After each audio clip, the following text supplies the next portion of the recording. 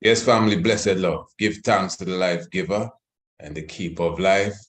Give thanks for all good doings and sayings at this moment. Hotep, as we would say, peace, telestelin, and salamta, and joy. You know, we glorify Haile Selassie the first in all our doings and sayings. We're talking about the power and might of the Holy Trinity. And of course, you know, at this moment, Father and Mother of creation is exalted. We give thanks at this moment for the royal ambassador, even with us, seated in the house with us, the Honorable Priest Douglas Smith, Honorable Priest Dougie.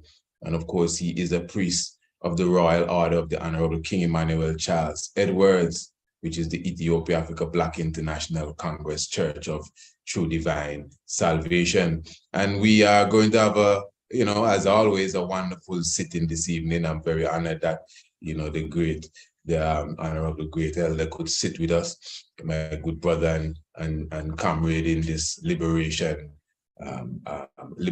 agenda that we are on. I don't want to use the word struggle. We may have a little struggle in it, but we don't want to keep the struggle alive. It's an agenda, and we are definitely fulfilling the agenda.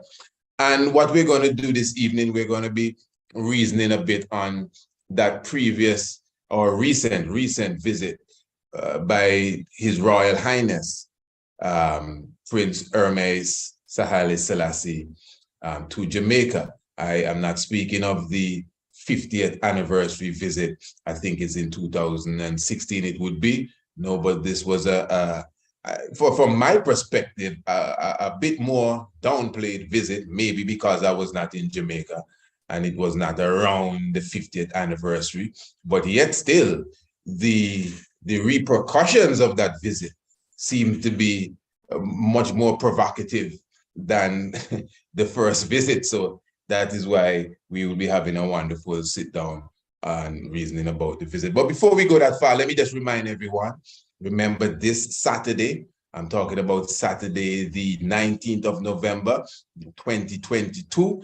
Remember, we're going to have the official YouTube premiere of the fourth official full-length video documentary entitled Apedimek, which is subtitled The Conquering Lion Hath Prevailed. Family, I'm really looking forward to everyone joining us. As I said, this is Saturday. It's going to be a premiere. I kind of promise you that after the premiere, the video will be up, but for sure, it will start at 8 p.m. sharp Eastern Caribbean time, which at this time should be 7 p.m. Eastern Standard Time. I'm just putting it on the table. It was a wonderful project that myself and the whole family worked on. As I said, again, the Royal Prince Alamase, I mean, those of you who were there on the 3rd of November, and again, thank you for all those who partook of the Patrons Day. Those of you who observed the video that night, I'm telling you, the vast majority of the videography that you see there is the Honorable Prince Alamase, my beloved son. So I must say enough respect to him and give thanks for the strength that he definitely put in, sound effects, everything into that project there. So you know, just to even give a level of respect and appreciation for the young ones, I would like that the family come out this Saturday evening. It's on YouTube. Just come to the channel and prepare yourself for a good demonstration of what, you know, teaching the young ones, you know, what the right way is all about. Not just the videography, no, just understanding the history and to be able to align the presentation with the history. But you will see for yourself when you step in the house. And even all the artwork you're looking at, all of this is the production of the Honorable Prince Alamase. You know, all the posters, the vast majority of the graphics that we use is the Honorable Prince put them together. So we give thanks, you know, definitely. Yes, Honorable Priest Dougie. Yeah, man, love that. Thanks for your patience in the little introduction there. And as always, it's a joy to have you sitting with us. You don't know, bless up the house in the way that you desire before you walk. Yes, yeah, man, give thanks. Yeah, well, before I even bless up anything, I love how it's, you know, catering to the next generation.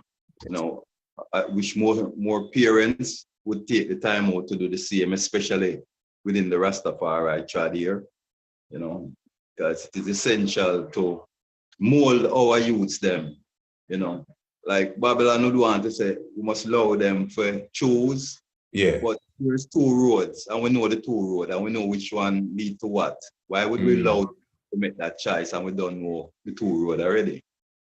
Makes sense to point them to the one where we know we're going to lead them to somewhere, you know. So give thanks to all good parents that take time out to parent their children. With that said, yeah, man, with that said, I give thanks for this moment to be in the house again, to discuss our matters as it pertains to, you know, the African development in the 21st century.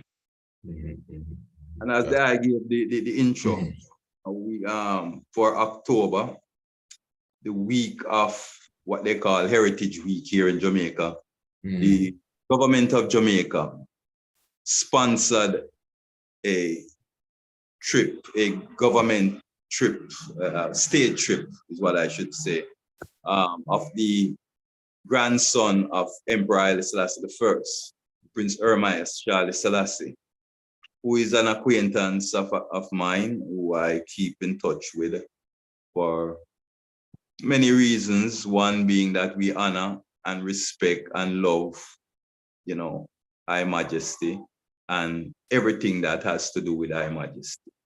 So even in areas where we might not agree on specific matters, that doesn't stop the interaction and the respect. See, and that's the disclaimer I'm putting in right now. Yes. As they them know, in 2016, you know, we celebrated the 50th anniversary of the Emperor's visit to the Caribbean.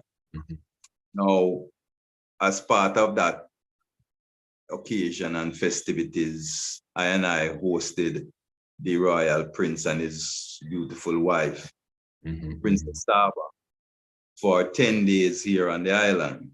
5 of them spent in official ceremonies and events and so forth, and another 5 spent personal with I, traveling around the island and, you know, getting to know the island somewhat.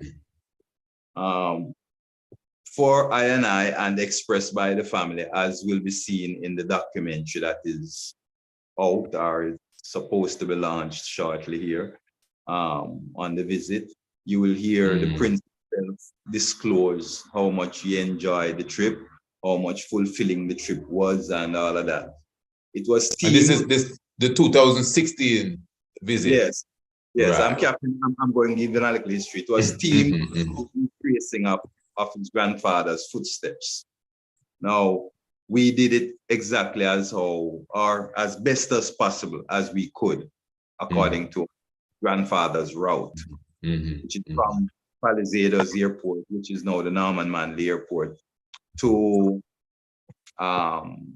Michael College, Jamaica College, College of Art, Science and Technology, which is UTech today, the university, and so on. So in 2016, he came, we retraced his grandfather's footsteps. He visited all the Rastafari mansions. He visited all the government facilities, met with all the government officials, both opposition and the ruling party. He met with the Governor General at the time. He had a full official visit. A visit that started out to be a private visit ended up being a state visit because the government, the Ministry of Culture joined in, you know, because, you know, the government not going to leave themselves out of getting some of the knowledge. So they joined in and which we appreciate loved and made it official by giving us outriders and, you know, making certain facilities open to the prince, as should be, whether he was here privately or not, being who he is and the status that he holds. So we give thanks. Now, saying all that to say this, it was the Rastafari community who hosted him, who invited him, who came out at the airport in numbers to meet him. Hundreds and hundreds were there. People lined the route, just like in his grandfather's days. along the way. They lined the route to greet him all the way in. So he was overwhelmed and elated at the welcome, to say the least. And he spoke of that several times in his different presentations, how overwhelming the greetings and the love had been.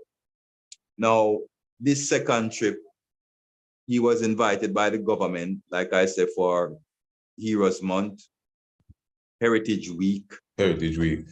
Yeah, being specifically, the Minister of Culture was being awarded by the government Heroes Award, one of those Lifetime Achievements Award, which she rightly deserves and has earned. So she wanted an impact. And being that the prince is very important to Rastafari, and Rastafari is the most important culture on the island that they say and they market and benefit from, they decided to bring the prince in. Now, the disrespect started right there and then, because we were not informed in any official way. As a matter of fact, I saw it in a overseas post. Wow. And sent it to other Rastafari here on the island, other influencers in the movement, who at the time did not know as well. Each person that I spoke to did not know that he was coming until that discovery. So that's how we found out. Then the sound came out in the public about a couple of days after that. It's about a week after that it circulated. But they did not have any engagement with us, any consultation, unlike what we did in 2016, making sure that not only did we have consultation with them and that they knew the itinerary and everything, being again who he is, the high profile guest that he is to the island. We wanted to make sure that all our T's were crossed and I's dotted, everything was secure. And the prince himself requested that before coming. He wanted to make sure that security was in place, because, he is that high profile of a person. So anyway, no consultation. He's invited. We see him, being profiled during that week with the government all over the place. We see government, we see Rastafari affiliated with the government being used as window dressing at events, but none of the senior members, none of the influencers of the movement was seen in any of the photos because they were not there. We all decided that we were going to just sit this one out and watch the ride, and rightfully so, because it was strictly a political parade. Yes. Yeah, that had nothing to do with I and I. Give thanks, it empowered the prince and may have helped his political ambitions and his endeavors in Ethiopia, especially in this time of peace negotiations.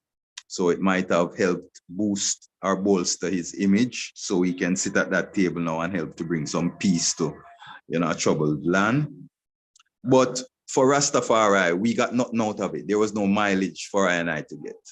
Because as usual, we were never respected in this society to begin with. So they're just being consistent with their behavior and approach to dealing with Rastafari as a cultural entity here.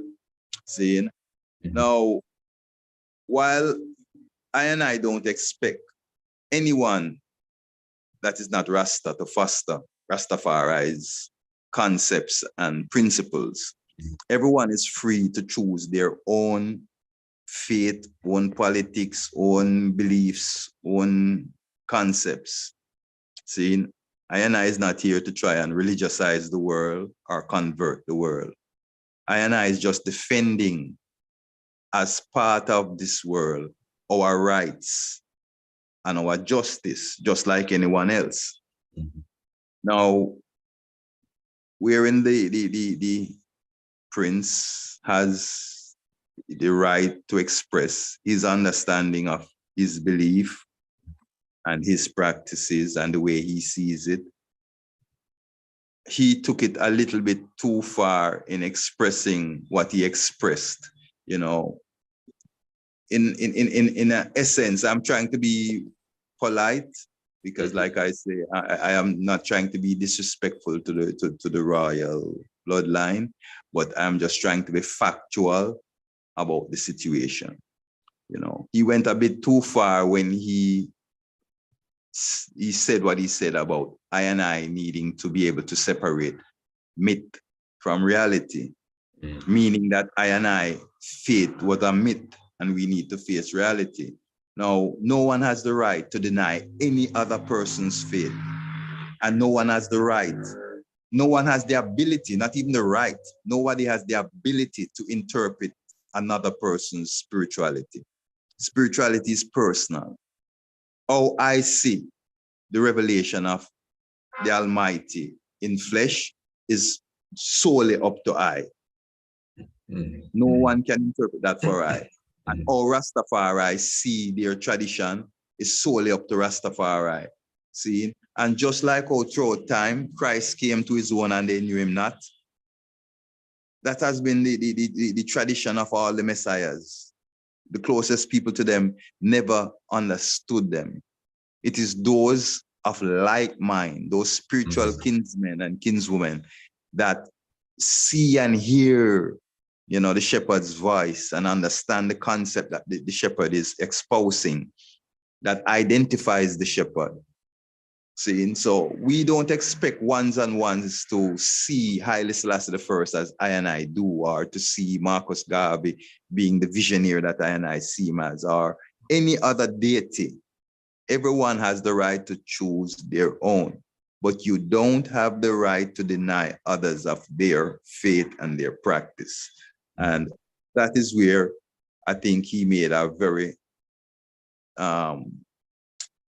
deep political blunder, which we are willing to overlook in some sense and to move on because we are bigger than that. No one person can define I and I liberty and affect I and I liberty. And like I say, we don't expect him to be any different than who he is. But what we will say is that being that he has political ambitions, he needs to learn what his grandfather was an expert at. Political diplomacy. His grandfather was a great diplomat, a world figure. He was respected for his diplomacy. When he came here, the head of the newspaper, the Gleaner paper, at the time, Hector Winter, interviewed him. And in his interview, he was asked to deny I and I, you know, and unlike his grandson, he asked, you know, who is Hector to try to deny I and I faith? And he explained that no one has the right to deny another person's faith. See, which was the highest form of diplomacy. He didn't answer the question. He didn't confront or anything. He just reversed the whole scenario and asked the interviewer, who are you to deny their faith? See, so if his grandfather could have maneuvered himself in a position like that, and in this interview, he was not being prompted with a question like that. He just brought it off. Yes, he just volunteered his own, you know, information, which I think part of it is being around the politicians and hearing their negative, you know, insight on I and I. You know, he's on the inside now with them, hearing their interpretation of Rastafari and their outlook of Rastafari. They value the perception that can be marketed within tourism and culture and all of that, but they don't value I and I way of life, I and I liberty, I and I divine high moral level of living. Because today in the world, morality is not a sellable thing. It's not a trending way to be high in morals and to practice ethics, to be an ethical person in today's world is not trending. Seeing, like they said in 2000, the abnormal is now the normal. So I and I, who is strict for the principle of normality, yeah, we are kind of, yeah, we're out of sync right now. Is the new normal, they call it, I tell you. Yes. Okay. And we see that on all levels. We're seeing it on all levels. Couple things they put down there, you know, I following, and because I myself, as I said, not on the ground, I heard a few comments, I heard a few statements. I didn't actually hear the prince's statement itself from his mouth. You use a very interesting term there when you said myth, because listening to Sister Kabu's program, I clearly heard her say that the prince said that Rastafari as the movement is more leaning towards myth and legend, which I found those words, not the insulting part or insulting part of the words, but those words, depending on how you're looking at it, you're almost giving credit to our tradition for such a young tradition to be a legend. Now, as I said, I was just listening to what she was saying, that is Sister Kabu, because I did a commentary on it too. And I even said in the commentary, I don't know if these were the exact words he used, because, you know, sometimes somebody's saying something, somebody else says, they don't say the exact way. And as you said, the Honorable Prince, His Royal Highness, is, as we expect him to be, a shrewd diplomat. So words would be very key, you know. And so if he say that he sees Rastafari, you know, more keeping up a myth and a legend, I would still scrutinize the choice of words. If it's legend he used. I mean, I don't know if you see where I'm going at here, because when something is a legend, it's something to be revered and respected, even if it's not a literal thing. That we all are, man. We are being the genius that Rastafari is known to be. You know, where we always can, we can always bring the positive out of the negative. We can always recreate, you know, and make it into usable energy, you know, coming from a negative energy. We just ground it. You know, when you ground it, it becomes usable. But so even why I'm saying that too, remember we had a discussion, not our previous one, a couple of discussions back, and I was asking you about the lecture he gave at the Smithsonian, not the Smithsonian, the Congress, the Library of Congress. Yeah. Yes. And he was, from my listening to him, he wasn't as plain could be, but he was giving this impression that, you know, we need to look again at the Lion of Judah concept and the Solomonic lineage concept. You know, a lot of it was borrowed concept. That's the impression I was getting. And I brought it to you. And I think you were saying, well, listen, as a diplomat again, he had to be very shrewd in the words that he used. So I'm getting an impression that this time he totally dropped the ball with that. Or he may have been just expressing something deep within himself, especially the fact that he used the term myth and legend, because what that reminded me of now was his speech when he was speaking of his grandfather's lineage and the throne and the Lion of Judah and its symbolism. He spoke a lot about symbolism in that lecture he was giving. And he even went as far as to say, we should be careful not to mix up historical facts with legend in that lecture. So hearing him say this again in that level. But that's him. That is him. That's why I said that is Prince Ermias. And that's okay. Like I said, but before you say that, but as we're analyzing it, maybe was he really attacking the Rastafari direct concept of His Majesty, or he was relating Rastafari to the ancient Ethiopian tradition? To me, that's what he was saying. I don't think he was attacking. I think he's making correlations, but his interpretation is going to be different than ours. Which is it. He's making correlations that we have all made.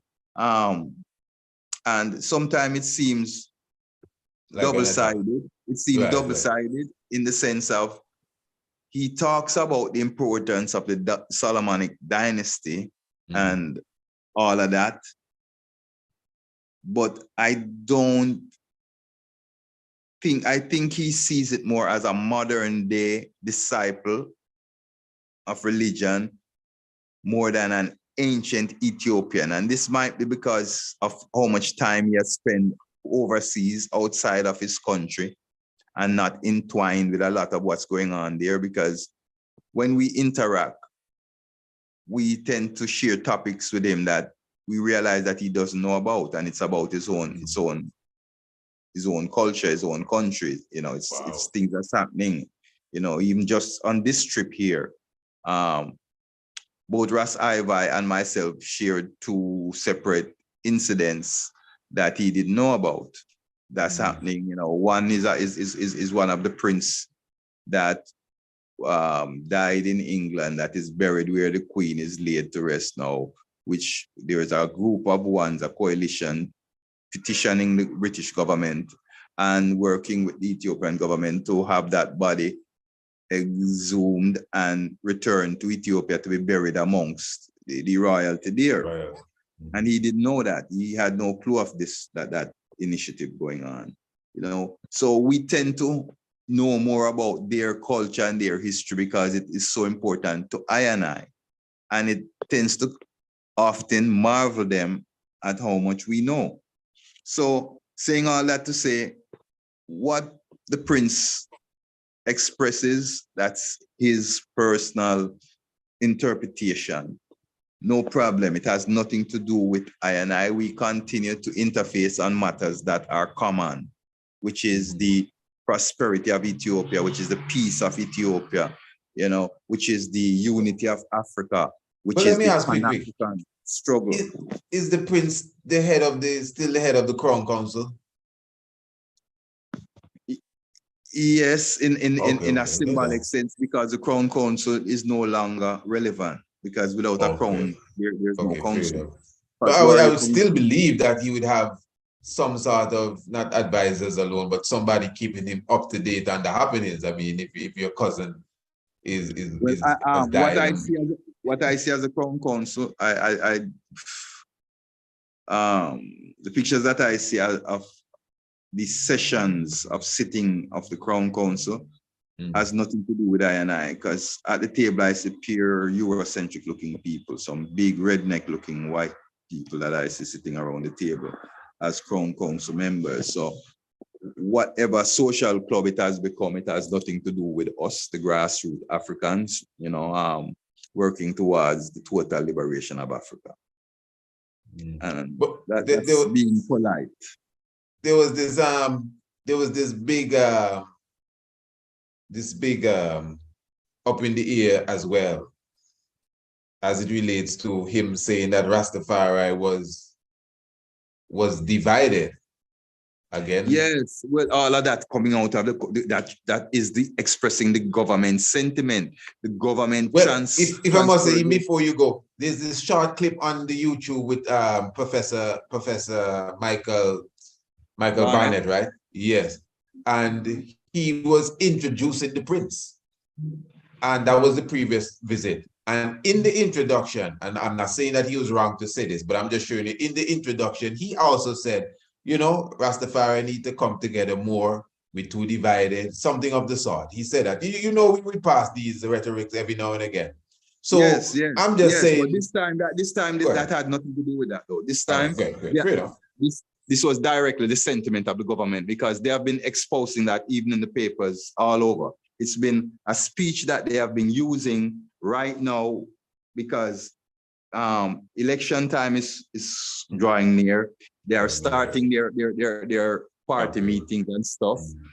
And for not doing certain things and for promising to do stuff that they haven't done, they are coming up with excuses. And one of the main excuses they are giving towards the Rastafari and the Rastafari development, you know, is the fact that they say we are divided. Now, while they're saying we are divided, you know, this is the first time in my lifetime that I have ever seen such unity. I don't know. So it's very funny because right now, as it exists on the ground here in Jamaica, there is an all-mansion organization that meets down to, I think it was Tuesday gone, they had a meeting, which when I attend, when I get the chance, it is usually the Bobo Ashanti, the 12 tribes of Israel, the Nyabingi, the School of Vision, the House of Dread, the Peacemakers. It's usually about 78 Rastafari groups that's there, and representatives of the Coral Gardens Benevolent Society. And they're all there reasoning about our initiatives in UNIS and addressing common matters, So I don't know, I think that come from. Yeah, it is politically beneficial for the movement to remain disjointed, both for the colonial government and for the neo-colonial government. Because when Rasta is presumed disjointed, we don't have the force and the impact that we are supposed to. And because we are, remember now, Rastafari originally is an anti-colonial movement, an anti-colonial and anti-slavery movement. So when we are disjointed, we don't have the impact on the colonial government and today's neo-colonial government the way we should. Case in point, if we did, they could not bring off a move like what they did in Heroes Month. They would have had to consult with Rastafari if we had the impact that we should. See? So that is what we're trying to garnish today. We're trying to galvanize, that solidarity that is so visible that the sinister forces and the politicians and all who would love to see Rastafari disjointed will no longer have that as an excuse. Gee, telling you. So let me ask, if this previous time, although you would have said that you would not have been an official part of the whole entourage, but you did share a word with him. Yes, well, even when after the blunder, I sent him a communique, and he responded, and he responded to say that even though it was a stern interaction, he said that I am always straightforward with him, and I'm always protecting him and more so the movement. That's verbatim part of what he said. Which is a fact, because I'm always being straightforward with him, and I'm always protecting him in the sense of not making the mishaps like this that he just did. Because it doesn't serve him in any way, whether it's political ambitions or his economic endeavors or whatever it is. It doesn't serve him any good, because wherever he goes, the audience that comes out the most to greet him is the Rastafari. And it's Rastafari who makes him important to other politicians. Other politicians would not notice him. They would ask, who? Prince who? But because of Rastafari, the name Prince Ermias is important in the halls of politics. Because Rastafari is a global entity with a very massive impact among the grassroots, poor and have-not, and masses of the world who keep the world running. So if Rastafari say no, the indigenous people are going to say no, because they trust Rastafari just as all Rastafari work with them and trust them, and we are one family. See, so when we speak, because they know that over the time we have spoken on behalf of justice, fearlessly and ceaselessly, they acknowledge when we speak. So it doesn't serve any politician, any good to come out against Rasta or let Rasta come out against them in any real way. And because we are a forgiving people and a loving people, it takes a lot to really get us riled up. I think even that is even to our detriment, because most other people would be up in arms over certain things, and Rastafari just brushes it off each time and keep on moving. You know? Yeah, we like that. We like that. So But again, part of it is on us too, my lord. A part of the problem is on us too, you know. We must stop looking to the politicians and looking to the musicians and looking to all these people to represent us and to sponsor us. We need to become more self-sufficient, to apply more of Garvey's philosophy, more of Garvey's teaching in our development. Now, one of the greatest or the biggest, nothing the Prince did while he was here really affects Rastafari in any meaningful way. See, he got mileage out of what he got, and the politicians got mileage out of what they got. Okay, but what was the most important evidence that was exposed during this visit was at one of the government meetings.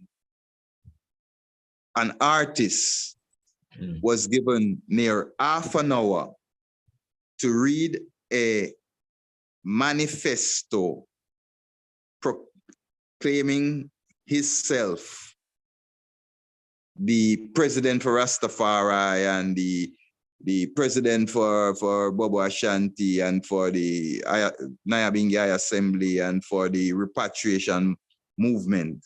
Half an hour.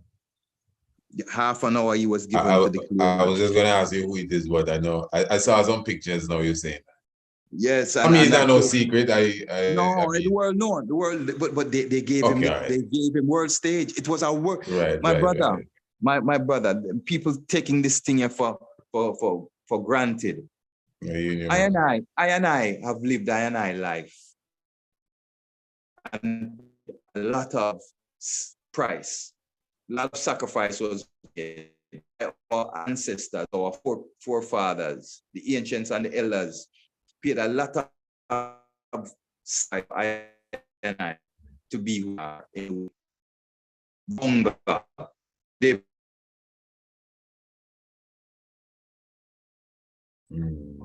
were button licks and G. So this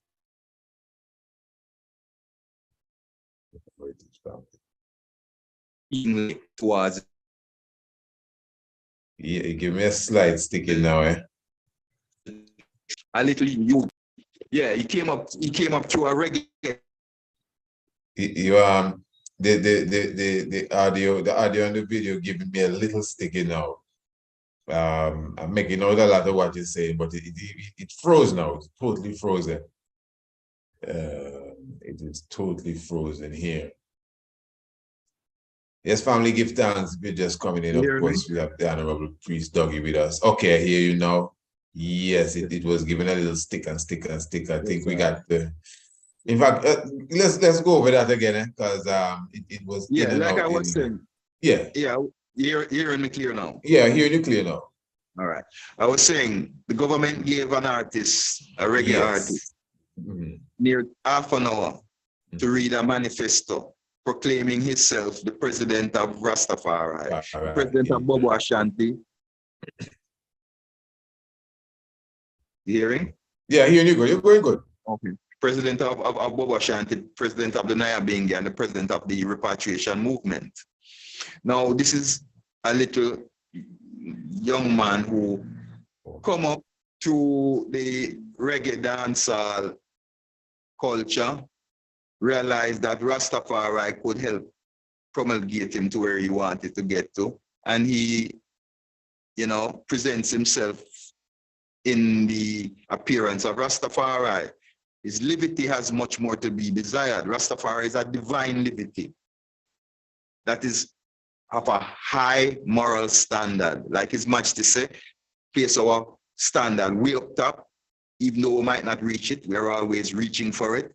Well, that's the way Rastafari live our life. We are always reaching to be better every day. See? So saying that to say, after so many of I and I have lived a devout life, seeing of sacrifice, seeing towards I principles. A little youth that is a dancehall superstar who promotes, thuggery and all of those other stuff that has nothing to do with Rastafari. He's given world stage to proclaim himself as Rastafari and the leader for Rastafari. What does that make out to the rest of the world, especially to indigenous people and spiritual people of high moral standards who knows what the original ancient Rastaman stood for? That makes us look so very insignificant, And I will not stand for it, will not tolerate it. And I'm not speaking for myself. I'm speaking for all the influencers within the Rastafari movement. I have not heard from one so far that has accepted it and said, well, maybe one. And the one that I've heard from is in the business of the music. So that doesn't count. People in the industry will support their one another. And that is understandable. Birds of a feather flock together. See? But I, the Orthodox Rastafari, who stand on the revolution of the movement, who stand to liberate Africa and the African way of life, to preserve that way of life for I, children and grandchildren, through this divine order of Rastafari, could never fall for that. We could never stand for it. We could never sit for it. We could never lie down for it. See? The movement is led by a council of elders, a council of wise-minded man and woman who have been tried and tested over time within their levity, and they have earned the right to speak on behalf of the movement. See, well, I'm not talking about perfect individuals, because none of I is perfect. But there are those who are among I who live a standard life where their righteousness overshadows any indiscretions that they may commit. See, those persons are the ones that are allowed to speak on behalf of Rastafari, because one, they know what they're saying. Two, he who feels it knows it. They have lived it. Yeah. So that from that level, so those are the atrocities that continue to face I as we endeavor to develop in the 21st century. See, by attaching our wagon to the society, now that we are so-called accepted, and by interacting with government and forgetting what Bob Marley wrote and said, never let a politician grant you a favor, because they will only want to control you forever and all of that. We don't work for no CIA and none of those things. We are an independent voice that speaks on behalf of truth, rights, and justice, just as the one Peter Tosh said. Equal rights and justice. We don't want no peace. We want equal rights and justice. The peace come after. When the justice is dispensed, then peace is a natural prerequisite. But until then, it is justice that we seek, equality, see? And most of all, Rastafari want repatriation. We're not forgetting that. Repatriation is our ultimate cry. King Emmanuel said, the only development for Rastafari down here in the Western Hemisphere is freedom, redemption, and international repatriation. That hasn't changed. Seeing, not rehabilitation, seeing, not reggae music, you understand? Not money, not fame, not fortune, but liberation. Because when we are liberated, we'll be able to become famous in our own space. We'll be able to become wealthy with our own resources. And we'll be able to have a voice at the family table that is respected as an equal voice and not as 3/5 of a person. Yeah. Or like Donald Trump said, people from the whole country.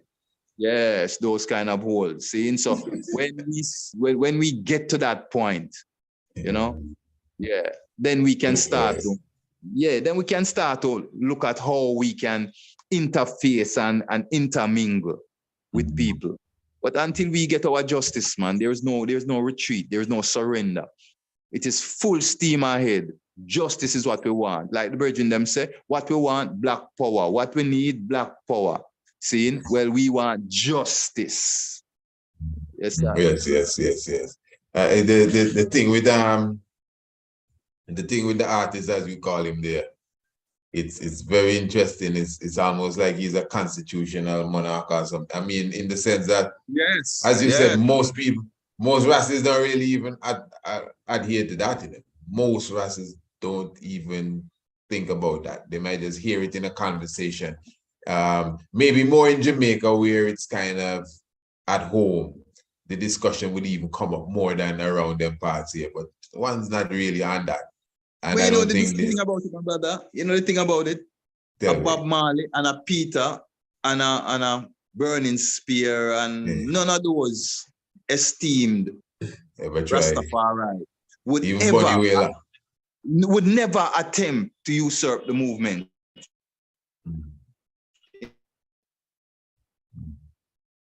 Have attempted to over the first push. You know, he's been campaigning for president, you know. But like I said, not the powerhouses of whom he walking their shoes. Who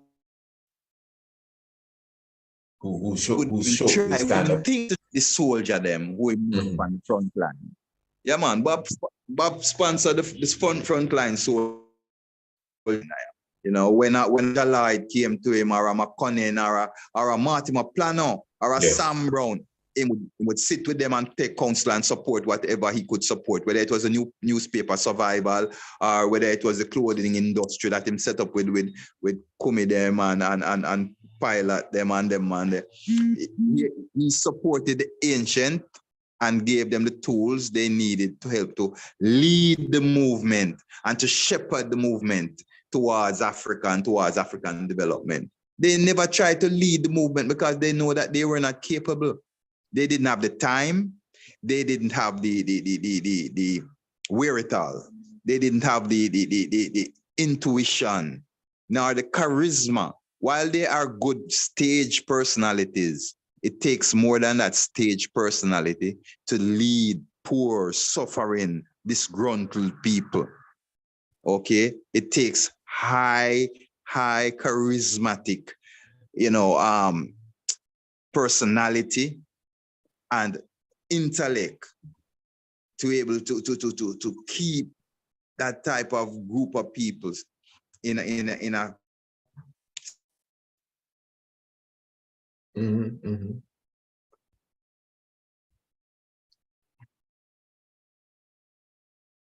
Hey, definitely, family, give thanks to your presence with us in our good doings and sayings. Of course, give thanks to all those who may be just coming in. We're here with the Honorable Priest Dougie. Just went out one more time there, King, but all is still well and good. I know we have a little issue there, but it's all right. We're not going to stay forever all night long. But what I wanted to ask too, especially since you had a chance, even if you didn't get to share this with the Prince, and I know he may not have been there. This is a very interesting discussion, a lot of things coming out here.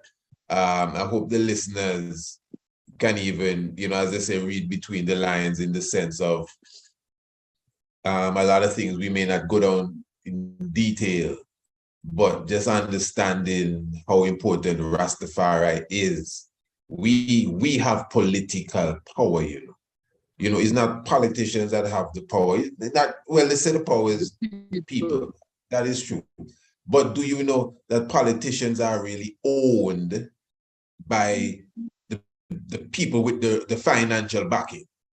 In a sense, I'm showing you that we as Rastafari, as a people, we have so much power, according to what you're explaining here, that the Prince himself, Ethiopia, we're the ones that kept, with all respect, of course, the Marcus Garvey and Emperor Haile Selassie, they stand on their own.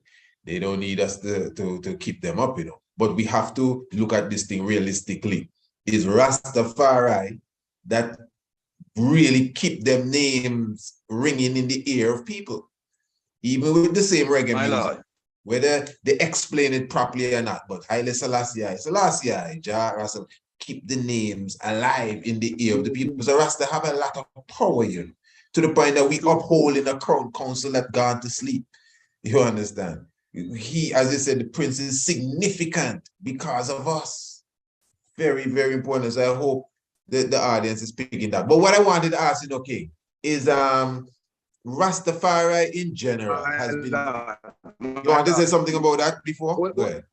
Praise. Yeah, go Joe. Yes, my lord, before you move, because I just want to endorse what you're saying. When the upheaval started between the Tigrayans and the government there in Ethiopia, about a year into it the other day, we were getting calls. You know, I got a call myself.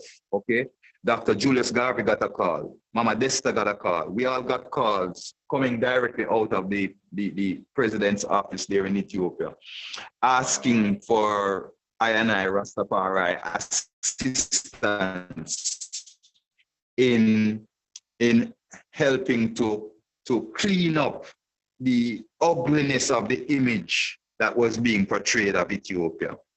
And it was directly said that because Rastafari has been the one that has branded Ethiopia the way that we have, and have kept the presence of Ethiopia prominent in world affairs, that they were reaching out for I to help them to again recreate their image, a bad image in the press, which was coming from outside entities that had political reasons. See, had nothing to do with what was practically going on in Ethiopia.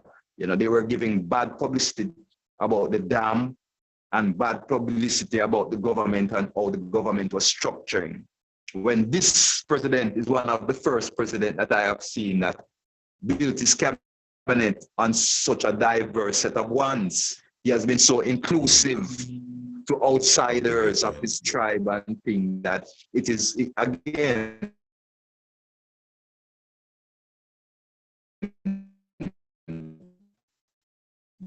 just like how they are saying that here Rastafari is divided when we are most structured.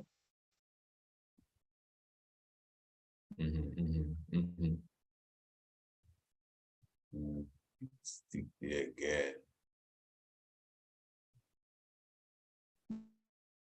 We are the most structured in our history. And it's the same thing there in Ethiopia. They are claiming politics. This, again, at the intro yourselves, wanted to engage or want and has engaged I in helping to, create that imagery that Ethiopia deserves. Yeah, you see, more powers again. That's the next level altogether. And all of these things are King Emmanuel words, the governments reaching out to us as peacemakers, really. Imagine that. So the president's office reaching out to you, Mama Desta, Dr. Julius Garvey, the son of Marcus Messiah Garvey. So we are seen as the sons and daughters of His Majesty, to in a sense, they reach out to him. So we are. We definitely are. That's a great honor, my Lord. Just the fact that that's just to show you, that's a glimpse of the future, That's a glimpse of things to come. That is why we as Rastafari need to check ourselves and get ourselves in formation. We're not here just talking to the world. And to put this out to the world, even though the prince said what he said, the crown prince and heir to the throne, Prince Jacob, claims himself to be Rastafari. He has not rejected that side of his grandfather's legacy. He has claimed that side of his grandfather's legacy because he has spent a time among us. So why Mama is he Desta housed him for a couple months in Ocala, in Florida for a moment when he was not feeling so well, and we got medical help for him. We also spent some time with him in Maricopa, where he is right now. Mama Desta, who lives there, interacts with him as often as possible. Her husband is his cousin. Sorry about the background noise. Her husband is his cousin, so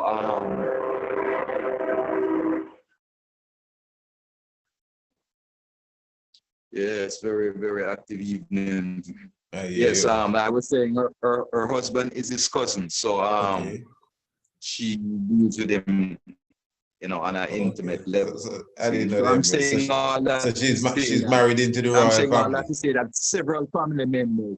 Yes, and several family members are close to Rastafari. Mhm. So the prince, as much as what he said, because every time you look, when you see him in public, who do you see him engaging? He was just that big African trade event that was held there, and all that I saw, all the videos and pictures and everything, it was a magnificent event, well attended with a whole lot of races, and I saw him mingling with several races, Rasila, Mama Ifia, many ones were greeting him and giving him gifts and sharing their love with him. So as much as he said what he said, the relationship between Rastafari and the prince is still a cordial one. It's still a respectful one and will continue to be so. Positive, positive. So was there any with the turmoils, the different issues that Rastafari as a movement going through today? I've even heard of the situation at Bull Bay there, Bob Marley Beach, and of course, our direct situation at Bull Bay, the camp and kidnapping of an elder and the murder of another elder. Did you Well, now you bring personally? it full circle. Now you bring it full circle, my lord. This is Did what you one of the personally get a chance to bring that to him, or was that brought to him? Because I know we as Rastafari approached even the government on these issues. So now that he was there, did these issues come to his table from any angle, whichever angle it came from? No, I think Wow. just casually, it didn't officially, because like I said, the influencers like myself stayed away from the political events. You know what I mean? So we didn't really get a chance to place anything before him, and we weren't looking to do that on this trip. Respect. When we deal with him, we'll deal with him on our level and not from the government level. With regards to the Bob Marley Beach thing, a lot of our sacred spaces are being encroached upon by the economic vultures of the world. You know that we recently lost Scott's Pass over some controversy with the family there. Not blaming anyone or pointing any fingers, just saying. But that is a bit more in-house, isn't it? Bob Marley Beach, where I'm at. Yes, that's why I say I'm not pointing any fingers there, True, but we still that was a major sacred space that was lost.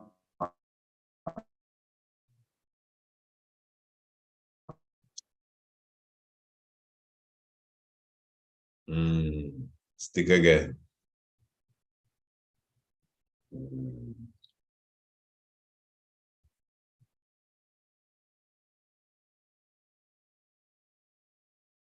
All right, family, of course, you don't know how it is. The Honorable Priest Dougie is with us. You know how it is with the internet and the Wi-Fi and the fiber optic or whatever have the 4G, 5G, which G we are now about. The Bob Marley Beach, to let everybody know. So don't think of it, it was the ancient. Ooh, the brother is gone there. All right, I know how it is. Family, give thanks to the life giver and the keeper of life. I'm sure he's going to attempt to come in once more. And I had a few other questions. I was actually looking to somewhat wrap it up, especially because of the whole issue with the phone. All right. You're in again. Yeah, it should be better now. You went out and come in, to be honest. I was to say that before. So yeah, the Bob Marley Beach situation you were talking about. I just want to tie up everything now before I just want to tie up everything before like I said, the Bob Marley Beach thing is government and private developers trying to seize the space, one of our long-time sacred space. Give thanks for the Honorable Marcus Goff, an attorney here, who took it up and championed the cause. and kind of have stayed them for the moment. That even one or two of the residents there were family of long-standing Rastafari, recently since that received their documentation for the land. So they now have the title for them piece of land, so nobody can move them without compensation anymore. So that came out of that incident. So,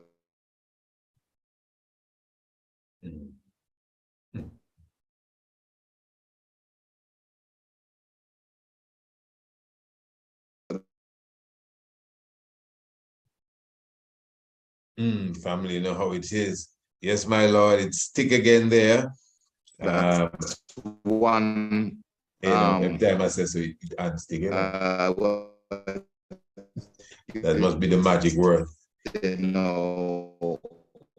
Micro victory.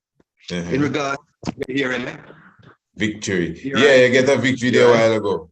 It went out and come back in. Oh, it went out, now totally gone out. Let's see what happens. All right. Well, as I said, I myself, 9/11 on UPM, where I am at. As I said, for myself, because of that glitch and in technology, we would have looked to kind of land that plane there. Okay, the Honorable should be coming in again. Let us see. You know how it is with technology. And let us see how he's going on. It might be his confuser there, what we call the computer. Yes, King, I know how it is with the internet, you know. As I said, he's still chipping there too. Oh my, still chipping. Okay, as I said, let's see if we could wrap up them last points there, because we were getting you good enough, then it just went totally out. Yeah, and it's still coming. It's not. I want to wrap up the sound because I have some very important. Well, yeah, I know. I try to do. Yes, go through. Hearing I? Yeah, we're hearing you now. The screen. Hearing I hear you. Yeah. All right. I am saying that the situation with Bobo is grave. We are still being preyed upon. We're still being preyed upon. I don't want to go into the details because people's lives are still in danger, but we are on that started through.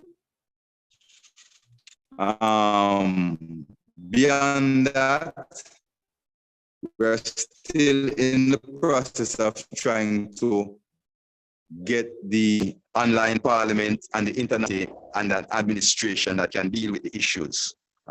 There is a group of ones I heard today that is organizing an ecumenical conference for Bobo Ashanti for January, for the birth of the earth, the Ethiopian Christmas celebration. That is what I want everyone to listen out for as Bobo Ashanti and to participate in, so we can bring some help to the needed ones, and not only to the victims of the crimes, but they are elderly up there in need of medical care and health services. Paramount yesterday that needs to be dealt with.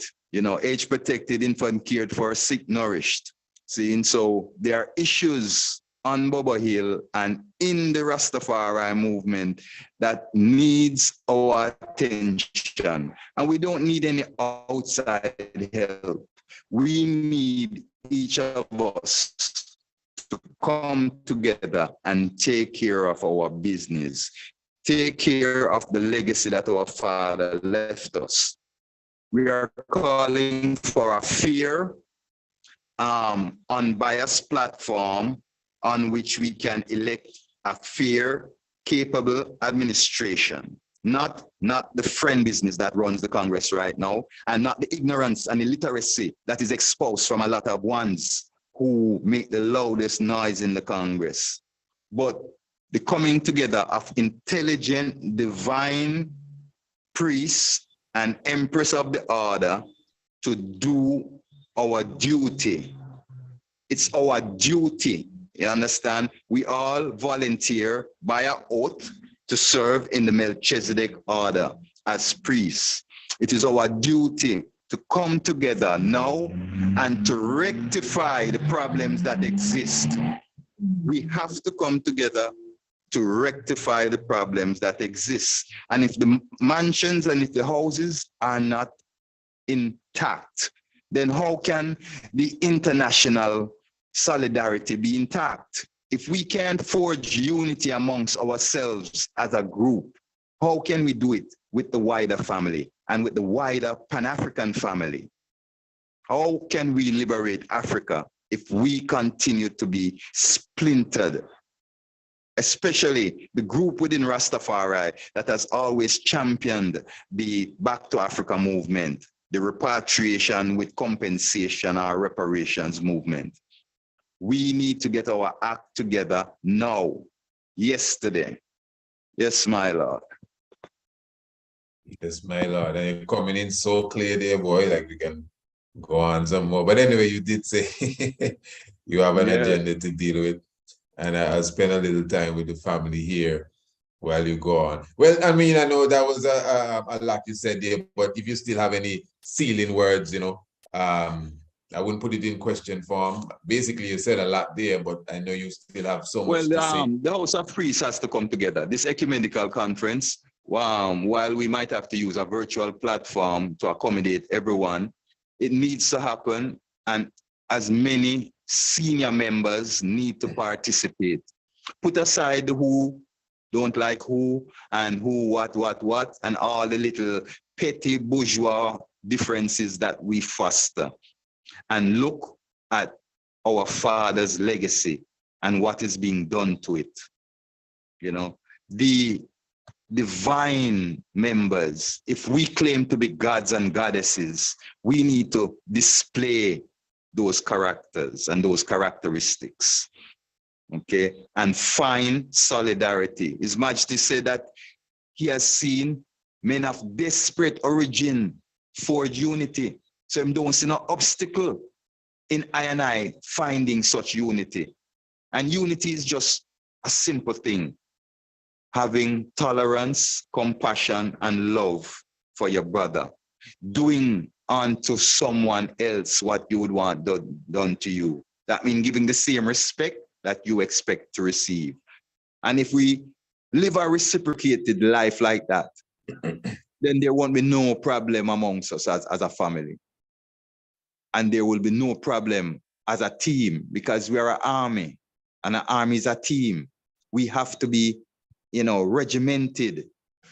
We have to know, each of us has to know our position and fulfill that position for the army to be successful in its endeavor.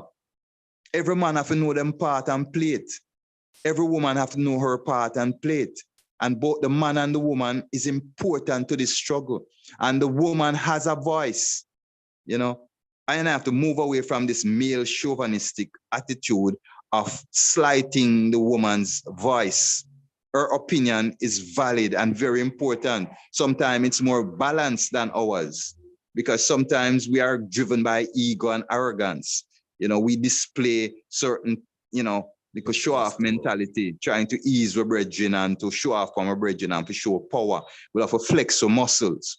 But the mothers, they're thinking about their family's needs and their family's security. So we need to sit down together as a family and rectify the problems that we're having first in our house, and then together as different houses and one Rastafari family. Yes, my Lord. My Lord, give thanks to the life giver and the keeper of life. Give thanks to the time and the moment. And of course, looking forward to even that conference in January. Ecumenical conference. And as soon as I get the documentation, I will forward it to the eye for the eye to publicize it amongst your loyal listeners. But saying that doesn't that lean more to, you know, theological reasonings? Well, yes, because it's a house of priests. It's a house of priests, but we first have to get that together. We first have to get our spiritual act together. Then we can sit down to formulate the government. Because the brotherhood and the sisterhood is paramount first. We have to find back that first love. We have to refresh the love. You know that refresh button that you have on your computer and thing? Yes, sir. We need to, we need to reboot the love. Yeah, But we reset. have to get that love. Yeah, man, we have to get the love back intact, brethren. See, first as the order of priests, that, remember, the king priest, which is what the Melchizedek order is, we dispense the law, the divine law of the Almighty. So if we are in defunct, what does that say about, the realm of God? Amongst I and I as people of color. Yeah, I and I as people of color, we depend upon I and I spiritual leaders for spiritual guidance. And that is who Rastafari is. We are the voice of the voiceless. We are the representation of the disenfranchised. See, and those that have no helper. Those were Dada's continuous declaration, same come for the poor and they have not, the disenfranchised and they that have no helper, the voiceless. See, so if we cease, if the salt cease to have flavor, what good is the salt but to be thrown out and trampled underfoot? See, we have to find back that flavor, Rasta. See, so that's my words to I and I as a house and to Rastafari. We must find back our flavor so we can season up the pot right, so everybody can enjoy the taste, the palatable taste of our salvation, seeing, of our liberation, of our redemption, seeing. So said the Most High, Holy Emmanuel, Selassie, Yeah. Rastafari, Queen Menela. Give thanks and praises, Here, give thanks to the Honorable Priest Dougie. You must find back that flavor, family, the international flavor, the universal spice is Radio Anu. And what is it really? Let me ask this question. What is it?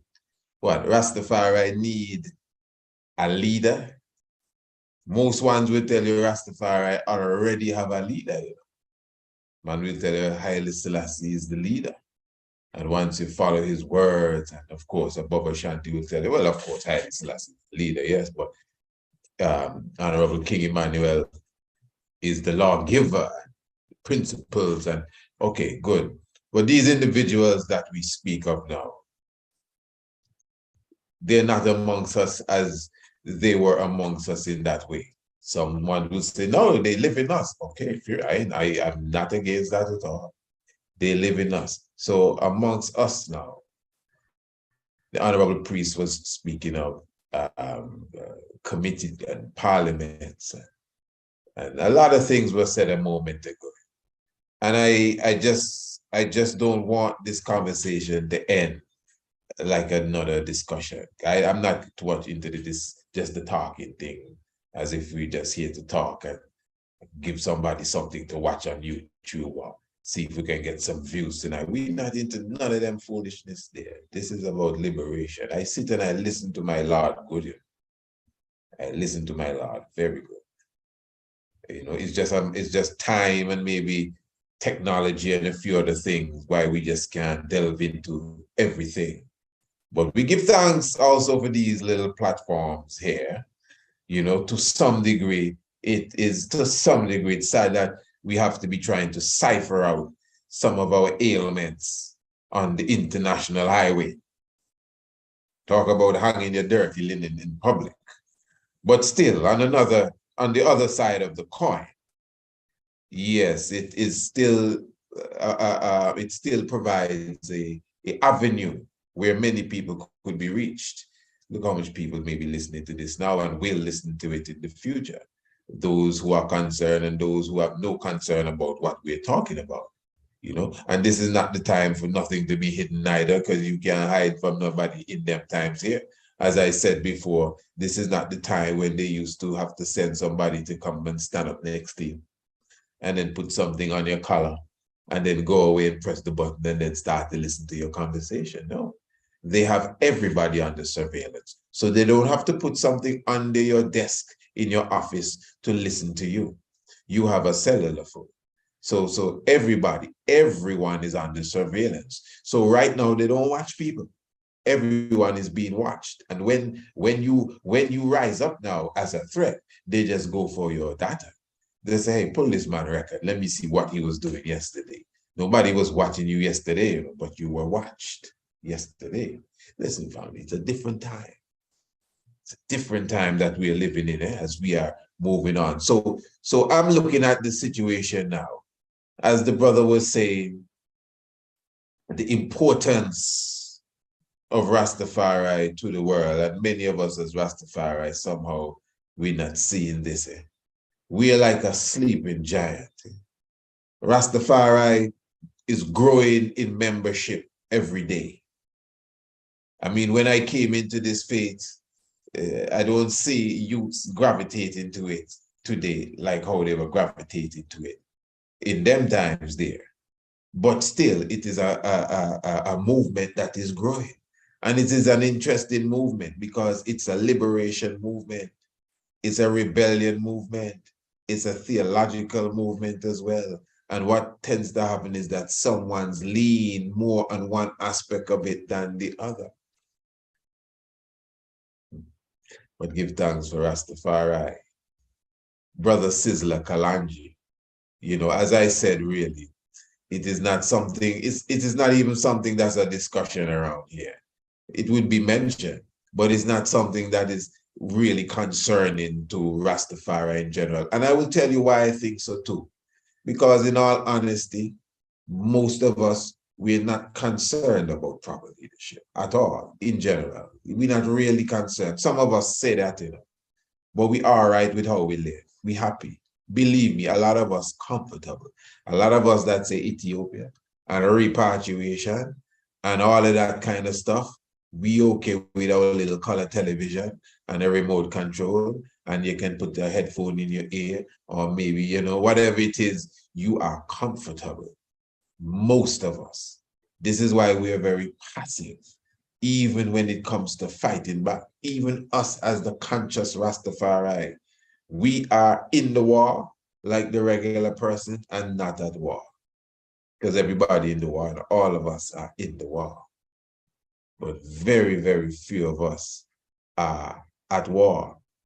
And you see, yes, Rastafari is a divine and holy thing. King Emmanuel's order, the way that it is set down, it is not a leader that it needs, but good leadership. And you may say to yourself, so what are you saying, Laz? It's the same thing, not necessarily the same thing. King Emmanuel, people always ask who King Emmanuel left in charge. And that's why you'd hear some of the ancient ones be trying to, if you want to say, make their position sturdy, because they were left in a specific position. When King Emmanuel Charles Edwards made his move, certain ones were in a position. And because of such, they're ones that will grab on and hold on to this position and say, well, yeah, remember, Jah left me as this. He could have been the vice president. He could have been a member of the parliament. He could have been the person that washed King Emmanuel's robe. It could have been the person that does the picking. Whatever the case is, ones would hold on to this title, not seeing that if the Almighty I would will it, and King Emmanuel Charles Edwards, as we know him, would still be here, things would be the same. Let's be serious, my brothers and sisters. Things evolve. King Emmanuel is an evolving God. Things evolve. All you have to do is check the history. From back a wall, we say it all the time, from 54B Spanish Town Road to 10 miles Bulway. So you watch it. You watch the banners, you watch our garments, you watch our hymns, listen to the creed, so many different things, the way service is run, the order that the banners were in, so many different things have evolved and changed. And this is a very complex yet very simple order, King Emmanuel. Very complex, yet very simple. And if you take your time to study it, listen to the elders when they speak. As the Psalm says, I think it's the 22nd Psalm, that a seed shall serve him I always say that that is for this time. A seed shall serve him, and it shall be accounted for a generation. And they shall teach those that are to come, that will be born, what that the Lord has done this. So that means there's a specific generation, unlike the next generation, who would have served the Lord. It's not that the next generation is not going to serve the Lord, but there's a generation that appears to have had an intimate relationship with the Lord. You have to understand this time we're living in is a different time than any other time. So when you look at a thing like the scramble for Africa, when you understand how the ancient African empire, we were born in a time when the African collective empire is at its lowest state. Go and look at a map. We have it here. Go and look at a map before the scramble of Africa in the 1880s. And you have several African kingdoms standing there. After the scramble of Africa, Ethiopia, the only independent country. The coming of Haile Selassie I to sit on that throne.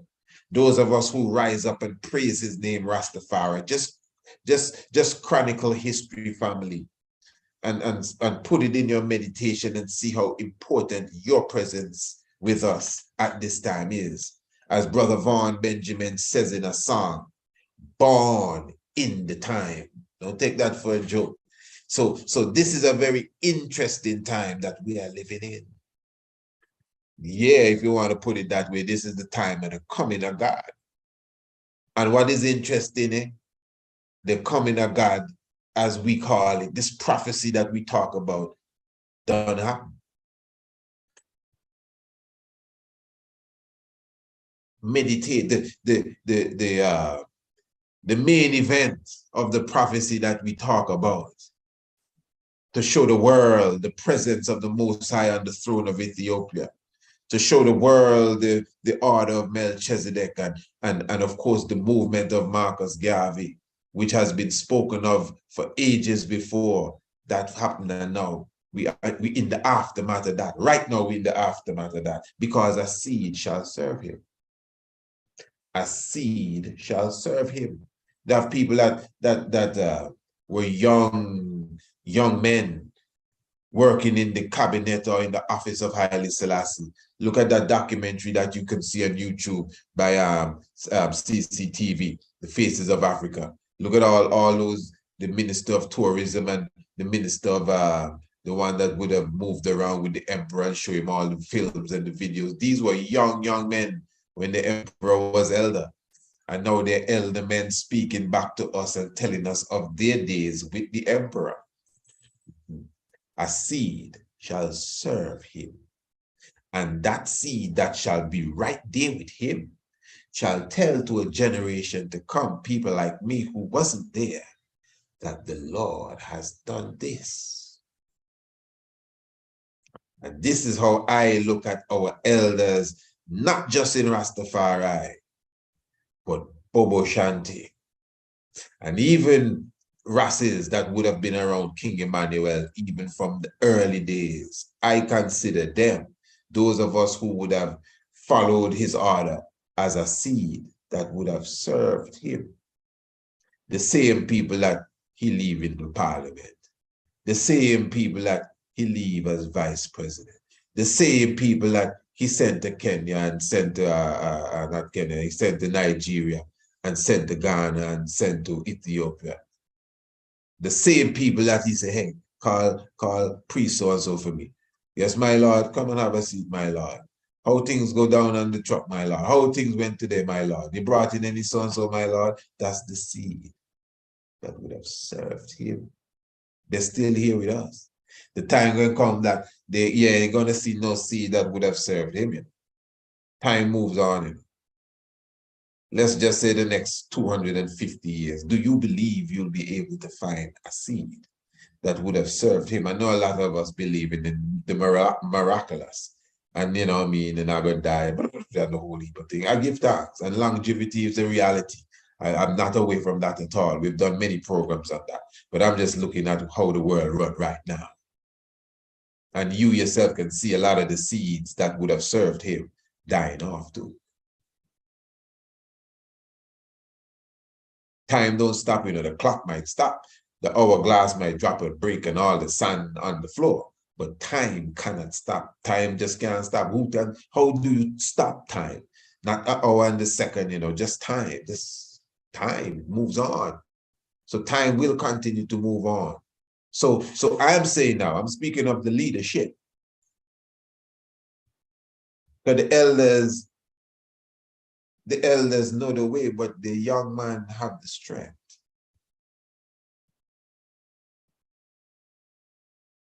So one more time, a seed shall serve him, and it shall be accounted to the Lord for a generation, and that seed shall teach those who are to born, people like me, that the Lord, who never see, that the Lord would have done this. So when the Honorable Priest Dougie sitting with us, that's a seed that would have served him. How much story Priest Dougie come right here and tell us? Yeah, man, a time I did, and the father sent call me, and I went, and the man sit me down and show me, my Lord, this is what I wanted to do. That's a seed that would have served him. And look, he's sitting here talking to me and explaining to me, well, the Lord would have done this. The conversation tonight may not have been directly about, King Emmanuel or the movement and its history, but we have sat here in the same space and have done that. And it's not him alone. I mean, those who would have been, a part of that glorious history of King Emmanuel that we like to recount. Follow me, good family. So what we have here now, as the good brother is explaining to us, is that we as Rastafari, again, leadership is a must. Some of us, we afraid leadership. We don't want no, because we're afraid discipline. We don't want no information. We don't want to be information. We don't want marching orders. We don't want to hear that, well, you have to be here at that time. We depending on you to do this. We don't want to answer the phone. We don't want to wake up early. We don't want none of that. We happy. Yeah, we want to live our life. We want to walk the dog. We happy. Now come try change me. I okay. Long time me Rasna. Long time me say, long me not me. Leave me alone. Let me just wrap my spliff and go on the back pouch, back and just smoke and look at. Yeah, I good enough. Yeah, a lot of us that ready for the battle. I telling you, a lot of us that ready for the battle. Be careful, or else you're going to be dragging a lot of dead weight with you.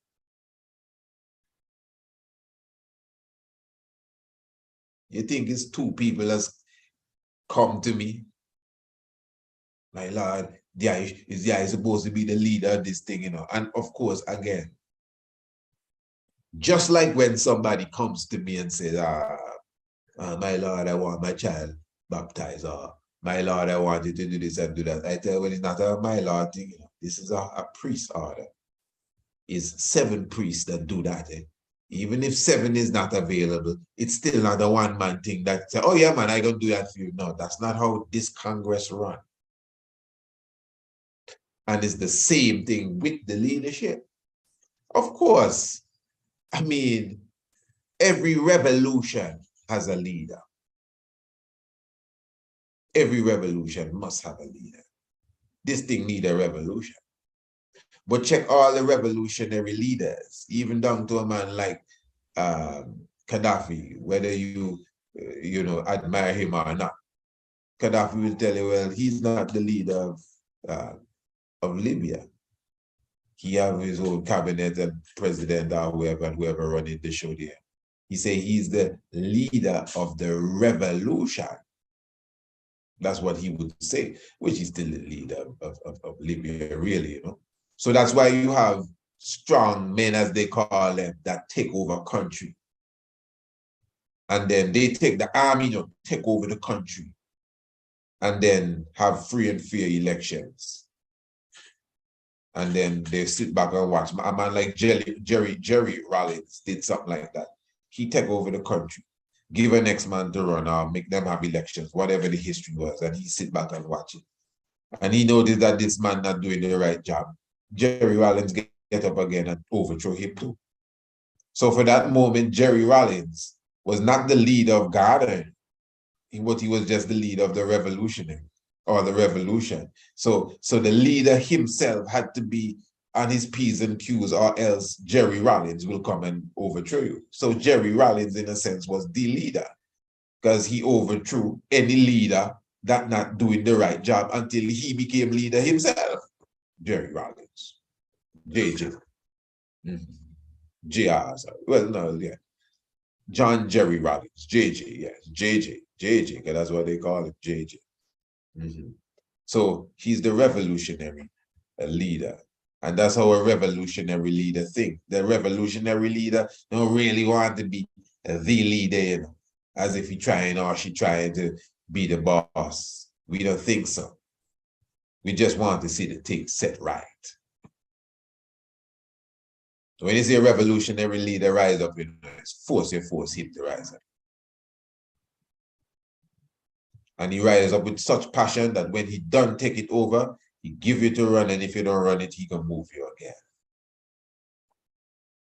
Because this thing was set as a leadership order, a ship of leadership, you know, leadership. That's why you have a parliament. That's why you have cabinets. That's why you have committees. And this is why a Rasta man would tell you Haile Selassie is the only leader. Why? Because that is the blueprint. So this is why you would refer to his words. This is why you would refer to his history. This is why I mentioned Psalms 22.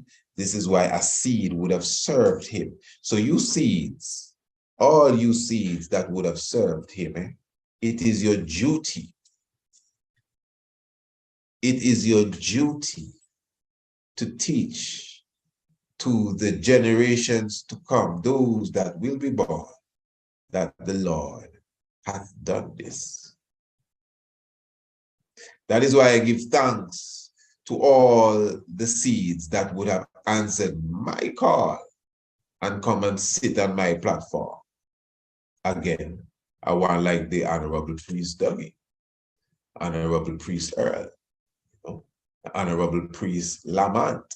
Because if you notice, all of these ones would have come with a story of their time amongst the Honorable King Emmanuel and Charles Edwards. Everybody can't do that. Everybody don't have the history in them to tell you, boy, a time I sit with the man. Even if a man sit down with King Emmanuel one time, it's as if it's gold he telling you, at least for me. It's like if it's gold, the man talking to me just to recount his story. Whatever you have to say, boy, walking and what he had on, boy, the man had on a black robe. To me, you got that. To me, that's joy. You are recounting to the generation that shall come that the Lord hath done this. So those who are the seeds, the elders, just like the young ones, we all have our responsibility. The elders know the way, but the young ones have the strength. So that unity, that togetherness, that oneness of the mission is extremely important. So again, we have to look at the structure that has already been left. It don't make no sense to try to reinvent the wheel. The brother made mention about like reigniting the love. Interesting, you need a love specialist there. Reigniting the love. You mean to tell me we don't have no love? But anyway, as he said, reigniting it. So that means it must be there. And maybe his choice of words are right on point too, because I find it hard to believe that we don't have no love for each other when Rastafari is love. That's how I know Rastafari as love. Rastafari is not money. Rastafari is not what you can do for me. Rastafari has always been love. In fact, even as a young Rastafari, when you go around any Rastafari, it is always giving. Whether it's herb, food, whatever, it's always give. When you go amongst the Ras, you don't leave, the Ras is present, and the Ras don't say, hey man, hold a hand of this, hold a hand of fig, hold some orange. Rasta don't want something to eat. You don't go around Rasta and leave with nothing. Even if you go to a Rasta establishment and a business and you are patronizing the Rastafari, you still must get something extra. That is how Rastafari live. That is, to me, them is like commandments. You got to give. Them is Rastafari commandments. That's what I learned in Rastafari. That's what I come and meet. A giving spirit. It's not so no more. It's not there. It is not there.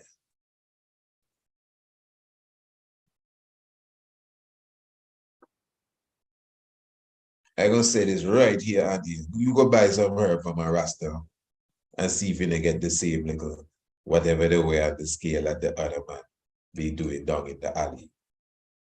Straight up. We never buy ganja as Rasta youth when we just come in. Remember, we just come in, you know, so we just come in. We never do that. When we go amongst the Rasses, Ras go for calabash full of herb and they dig in the hand and all that man, young man, where do you come and sit and burn a pipe? So what? Rasta man full me up here. And when you going out the door, Rasta man go for some bread he just bake. Hey, come man, fresh bread. Go and put some avocado in that. Okay, I go buy one. You don't have some avocado? Man, come. Go in there, man, this is some avocado. Pick one. Yeah, that's how Rastafari live. That's how I know it. Not what the Bible say. Not which color is the right color. I mean, all them things important, you know. Not how long your locks is. Not, you know what I mean, how much chalice you can smoke. It was just about love. And I can stress that point because I live it and I see it. Love. I think I see love when I come around Rastafari. Not no special grouping.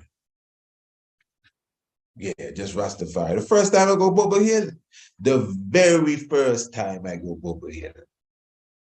That's love. But as I said, I experienced that before.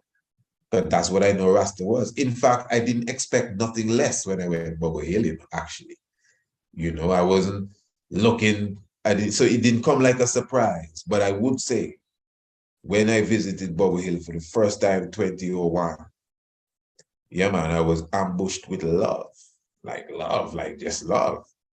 You know what I mean? As little as ones had, ones gave you all that they had. And I mean, not just a few ones, everyone. For real. And that's the reality. So, and that is Rastafari in general. You know, when you travel as Rastafari, maybe it might be different now, but in them days, you traveling as Rastafari and you meet Rastafari. It's love. Anywhere you go, you could be on the airport and Rasta see you. Right, Haley, I. Yes, I. Where the I from, man? So and so. Okay. Somebody picking you up? I just gotta get a taxi. Taxi? Ras, where you going? I stay in that so. Man, yo, listen, come with me, man. Man, I have an extra room and you can stay with me. That's how Rasta live. And I'm not asking you. This is what I know personally. Now, and any one of you that is, you know what I mean, Rastafari for more than 20 years, you know exactly what I'm talking about. Doesn't it hurt you that that don't exist no more? Maybe you have a little of it somewhere. I mean, it's there, you know, because we are here. We are here. I'm here, you're here, so we're here. But I know what we came and saw as it relates to that love is not there. So when the Honorable Priest Dougie, we're kind of summarizing all what was said tonight. when the Honorable Priest Douglas Smith is telling us that, you know, we're looking for that 7th of January conference, and even prior to that, man, to ignite the love once again that really exists amongst us as Rastafari. And that is the key. Just caring for each other. You know, he made a statement earlier as well when he clearly said that the government does not want Rasta united. Now, do you believe that? You believe that? You feel the government really don't want Rasta united? You know? Now, if that is true, that's not nothing to take simply. The government don't want Rasta united. Okay. So we're gonna just leave it at that? No, man. If the government don't want Rasta united, okay, let me put it this way. Say you're a political activist and the government doesn't want you to activate your political expressions. Do you think the president is just going to tell the vice president, I don't want him to be talking anything on the microphone? No, the government going to pick up their own phone and call whoever they need to call and say, hey, big man is going to be in the corner tonight, 8 o'clock. You heard him advertise the meeting on the radio, right? You go and pick him up. You just reserve a cell for him for me, please. That's what is meant by the government don't want. That means the government does something. You understand? When you're in power and you don't want, you don't just sit down and suck your finger and suck your thumb and say, I don't want. You go and make sure what you don't want stays, I don't want. So if what the brother is saying is correct, that the government don't want to see Rastafari united, I don't take that as a simple statement. No. No, I'm not trying to make it, I'm not trying to dramatize it. I'm being realistic.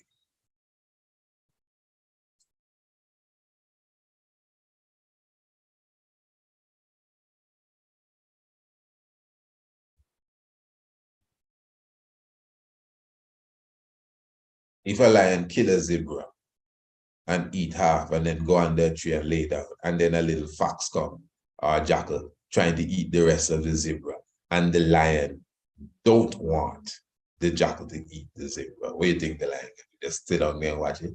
The lion gonna do something. Get up, roar, belly might be full, you know, but you can do something, or go at it, go around it, run down the jackal, kill the jackal. The lion is going to do something to fulfill his demand. So I will repeat, if a government, the ruling government, don't want, remember these people here, you know how it's going, man. If you don't know how it go, I'm not gonna tell you how it go right now, but you have to know how it go. Right. So if they don't want something, that's it. And you see a lot of us take even what King Emmanuel, and not just King Emmanuel, even the elders are all bongo watu and so. When a man does born reggae music, I know something, but anyway, this is my art speaking, so I'm quite balanced here. But you see, I hear the elders say from the altar that the CIA and the FBI having a lot of their documentations, plots to infiltrate Rastafari. So you don't believe that Rastafari, this holy order, this thing that rise up behind the greatest revolutionary ever, Haile Selassie, you don't believe nobody used their intellectual ability to infiltrate Rastafari, whether it's in music, whether it's in concept, whether it's in philosophy, theology, whatever. So Rastafari is untouched. No spy ever come in Rastafari. Nobody ever come in Rastafari to kind of change the doctrine and send it in the next direction. Never happened. Yes, of course, you have different outlooks on the same Rastafari. But that's man and man. I'm not talking about I have a different opinion than you do. I am talking about somebody that get money in their hand and say, hey, you go amongst them now and tell them stop going east and start going west. That's different. That's different. Somebody that is groomed from a little boy, taught how to sing and dance, and when say, okay, go ahead now. Then people even come amongst you and pick you from amongst your own brothers. Look what they do with the same Bob Marley. Bob Peter and Bunny. You know? Bob Marley himself say, and I never understand this statement. Bob Marley say, you see the interview, Bob Marley say, I never tell nobody call me Bob Marley. It's them choose to call us. So he sounding like if he ain't got no power over that from what he say in the interview. He say it's on YouTube. Bob Marley saying that he tell them to call them Bob Marley and the Wailers. It's them decide, not Peter and Bunny, not them, whoever the big people are, decide to call him Bob Marley and the Wailers. And then all of a sudden, the Wailers are no more. The Wailers become the high trees, and Peter and Bunny gone somewhere else. How that happen? Think brethren just couldn't get along. These things happen too. See, the enemy is known, the enemy infiltrate the Black Panther, you know. The enemy infiltrate the UNIA. I think the man that infiltrated the UNIA was his number 800 or something like that. The enemy infiltrate the Nation of Islam, even the NAACP, the enemy infiltrate. All down to the Urban League, the enemy will infiltrate. The Hebrew Israelites of Ben Ami, Ben Israel in the Mona, the enemy infiltrate them people there.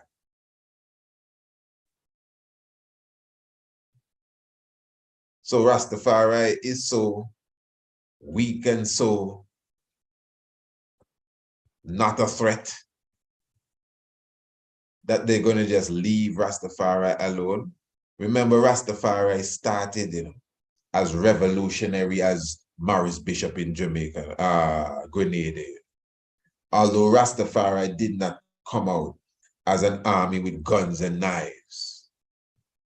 But just their image alone was the image of the Mau Mau warrior, the image of the African priesthood fighter warrior class, not just the Mau Mau, that Mau Mau alone have locks. Remember the Ethiopians even at Adawa, and when Mussolini invaded, many of them didn't cut their hair until the war was over. Some of them don't cut them hair even up to today. Elders. So when the government saw these dreadlock warriors, the Black Heart man, and not just the government, you know, the world. Priest Dougie also mentioned that earlier too.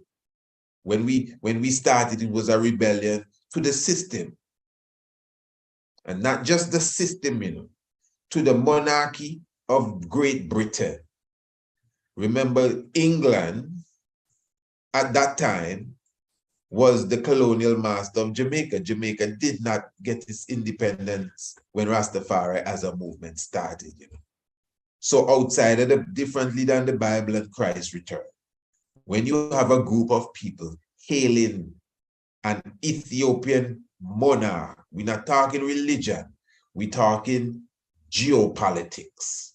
So you hailing an Ethiopian monarch, Rastafari would fly the Ethiopian flag, and you saluting this flag and singing to this flag and have this African monarch's picture up on the wall when we are ruled by the Queen of England. That was the case in Jamaica. So it was not just because they were different and because they're not cutting their hair and because, you know what I mean, the religion. No. What they saw, they didn't know who, they didn't understand what's going on here. They had to find out who was the leader, who is the leading class here or the ruling class of these groups. They're springing up in Kingston, they're springing up in Mobay, they're springing up in the hills. We hear them in the valley. What's going on here? They're not wearing shoes, they're living close to nature, they're planting their own food. What's going on here? They're growing locks. Who are these people here? They're not serving the queen, they're coming out to society. And that is why they came down on these people like that. Rastafari. So that was a rebellion against the monarchy of the day, because Jamaica was not independent at that time. So that is why they came down, one of the reasons why they came down on Rastafari so heavily. So family, this is important, the history is important. As I said, what the Honorable Priest shared with us this evening, a lot of insightful information. It makes us look at Rastafari with a more appreciative heart, even when he made the statement about we as Rastafari is keeping the Prince Ermias and his legacy alive. And only when we unite for real and can be in one accord, we can see our power and our glory. But a lot of us, I think we have a selfish mentality. We don't understand that this is not our victory alone. This is a victory for our nation. Even if you're not here to see the victory. Because all of us want to be here to see the victory. That'll be good. Oh, that'll be wonderful. But you can't be selfish as if, well, I'm not going to be here to see it, so I'm not going to fight them. No. This is for the betterment of the generations to come.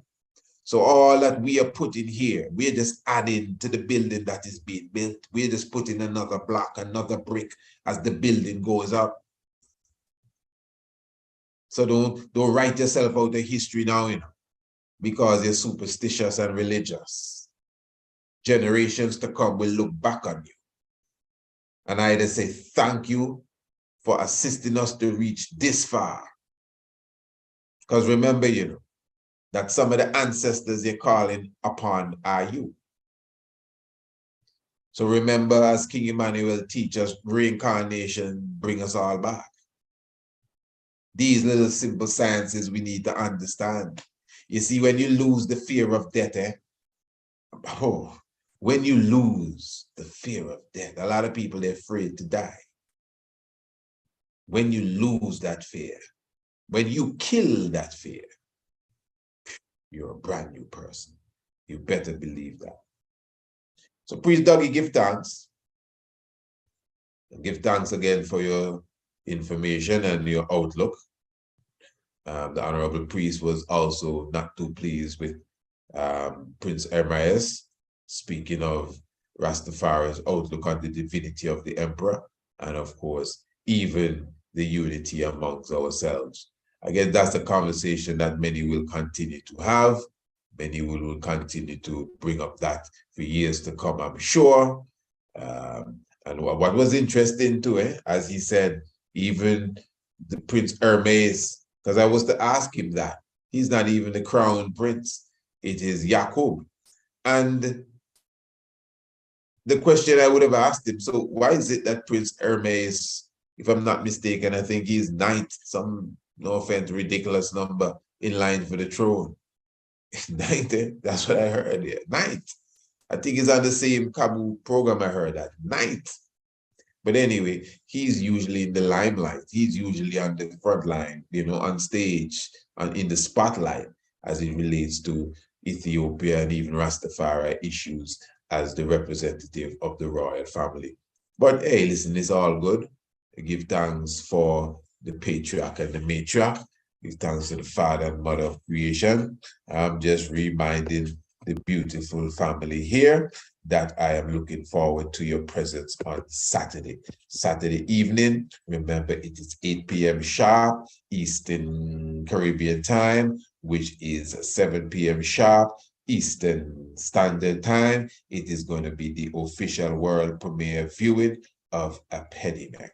I'm talking about The Conquering Lion Hath Prevailed. And of course, as I said, make sure you're on time, because after the preview, after the premiere, not preview, after the premiere, more than likely the video will have to come down for many different reasons. So I'm looking forward to your presence with us. That is Saturday evening, again, 7 p.m. Eastern Standard Time or 8 p.m. Eastern Caribbean Time on YouTube. So all you have to do, you don't need no link. You don't need to contact us to get no information. Just be here, right where you are. Just be here. In fact, you should make sure you are subscribed to this channel. And while you're here, just press that button with the thumbs up so we can get the video around. So you subscribe, and press the bell and all that good jazz. And sometimes it doesn't ring, so just make sure you're here in our YouTube page, Precise YouTube page. Make sure you're here at least by 5 minutes to 8, because it's going to start at 8. And I don't want you to miss even a second of it. Beautiful. Give thanks, family. Life giver and the keeper of life. Love in the house. Black Christ in flesh. Holy Emmanuel I, Selassie I, Jah Rastafari. Remember, you can go below the video. In the description, you find the link to Radio Anu. You don't know. Enough reasoning taking place there right now.